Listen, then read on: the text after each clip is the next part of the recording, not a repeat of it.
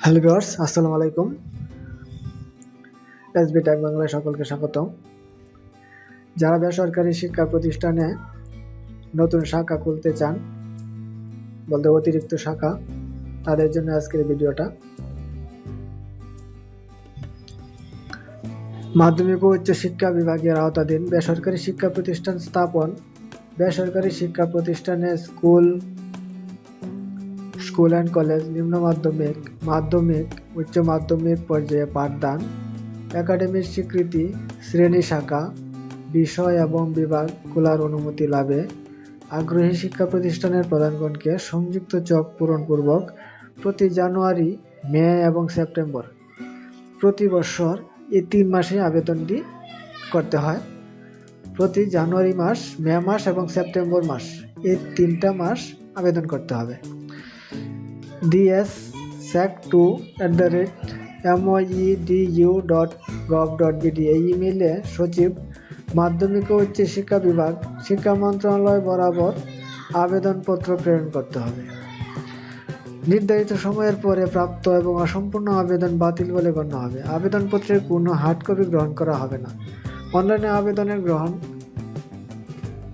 প্রথম পর্যায়ে হলো 1 থেকে 31 জানুয়ারি 1 তারিখ থেকে 31 তারিখের ভিতরে করতে হবে। দ্বিতীয় পর্যায়ে হলো মে মাসের 1 তারিখ থেকে 31 তারিখের ভিতরে করতে হবে। তৃতীয় পর্যায়ে সেপ্টেম্বর মাসের 1 থেকে 30 তারিখের ভিতরে করতে হবে। এই 3টা পর্যায়ে আবেদনগুলো করতে হবে।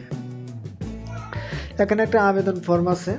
বেসরকারি শিক্ষা প্রতিষ্ঠান স্থাপন। বেসরকারি শিক্ষা প্রতিষ্ঠানে স্কুল অ্যান্ড কলেজ, নিম্ন মাধ্যমিক, মাধ্যমিক, উচ্চ মাধ্যমিক পর্যায়ে পাঠদান, একাডেমিক স্বীকৃতি, শ্রেণী, শাখা, বিষয় খোলা, বিভাগ খোলার আবেদন ফর্ম।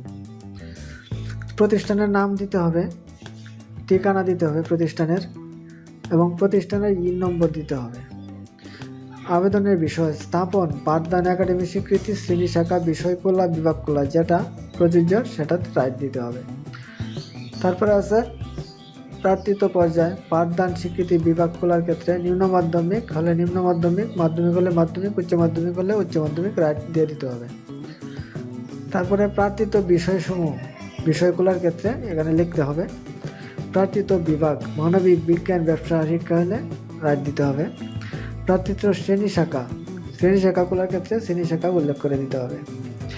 এখানে কি কি কাগজ লাগবে? নিম্ন মাধ্যমিক পর্যায়ে হলে পাঠদানের অনুমতি, নিম্ন মাধ্যমিক পর্যায়ে পাঠদানের অনুমতি, তারিখ, স্মারক দিতে হবে। মাধ্যমিক পর্যায়ে পাঠদানের অনুমতি, তারিখ, স্মারক দিতে হবে। উচ্চ মাধ্যমিক পর্যায়ে পাঠদানের অনুমতি, তারিখ, স্মারক, যার জন্য যেটা প্রযোজ্য।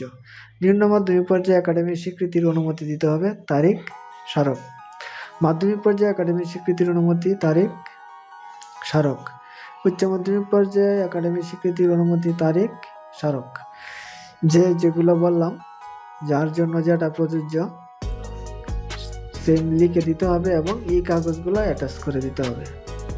প্রতিষ্ঠান প্রধান এবং সভাপতির স্বাক্ষর দিতে হবে এই কাগজটার সাথে অন্যান্য যে কাগজগুলো আছে সেই কাগজগুলো স্ক্যান করে পুরো ফাইলটা একটা PDF ফাইল করে এই যে ইমেল ঠিকানা আছে, এই ইমেল ঠিকানায় প্রেরণ করতে হবে।